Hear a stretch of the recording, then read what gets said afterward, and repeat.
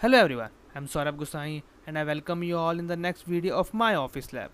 In this video, we'll be looking for two advanced date functions which are network days and network days.intl, or we can call it network days international. So without wasting much of your time, let's get started.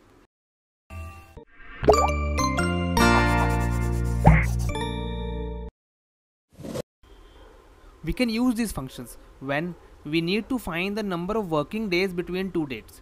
Suppose we have a task list where we have a start date and an end date, and we need to find how many working days we have taken to complete each task.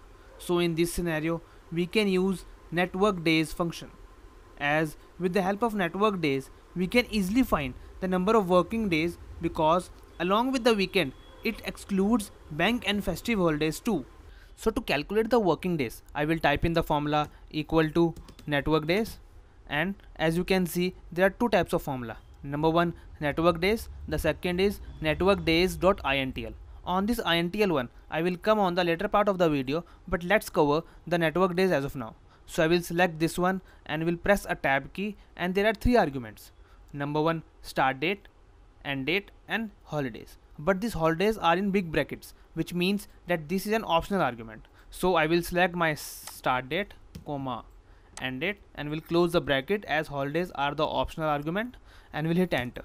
So here we go, we got the number of working days between the 2 days for this task, which specifically excludes Saturdays and Sundays, as this formula is designed in such a manner that it excludes all the Saturdays and Sundays. Now suppose you have a list of holidays and you want to exclude them as well from the number of working days. So in this scenario, what I will do is I will type in the formula again, which is equal to network days, will press a tab key, and again I will select a start date comma end date, and for the third argument, which is holidays, I will select the list of holidays, only the dates, will close a bracket and hit enter.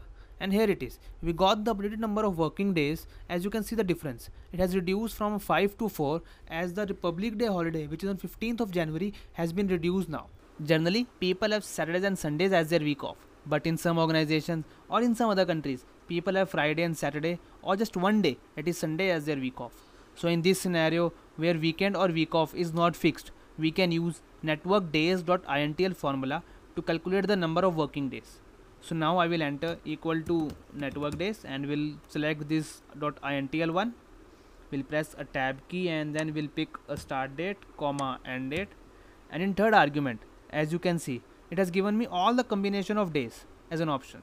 So whichever weekend or week off we want to, we can select as per our requirement. So as per our example, I will select this Friday and Saturday one, will press a tab key and comma, and again I will select this list of holidays, will close a bracket and hit enter. And here it is, we got the number of working days taking Friday and Saturday as week off. So that's it for today.